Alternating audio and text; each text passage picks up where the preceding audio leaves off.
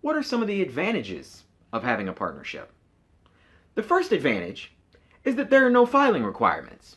You and your partner will be up and doing business as fast as it takes from y'all, or as fast as it takes for y'all to go from your couch to engaging with the market with a product or service.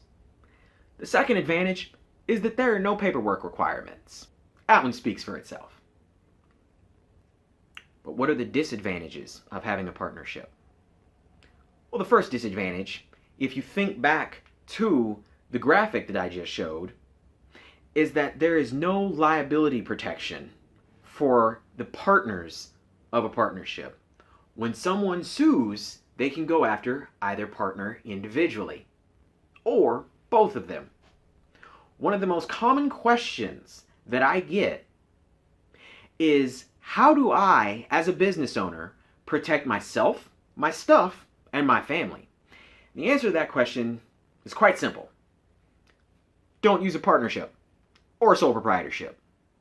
The vast majority of entities in the state of Texas will afford you some level of protection if all of your corporate formalities are maintained and you've properly filed with the state to keep the business separate from your personal life.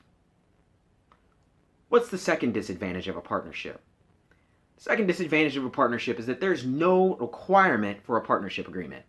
And what some people might think is that that means that you don't have to have one. And they are right. You don't have to have one. But non-legal advice, more like conventional wisdom, you should have a partnership agreement. A partnership agreement outlines all the rights and responsibilities of each one of the partners. It's basically the who delivers what, where, when, and why of the partnership. It contains the details for what happens when you're making money, what happens when you're losing money, what happens if the partnership decides to grow, and what happens if the partners decide to go ahead and let the partnership go. All of this is contained within the partnership agreement, and it's a pretty good idea to try and have one of those around.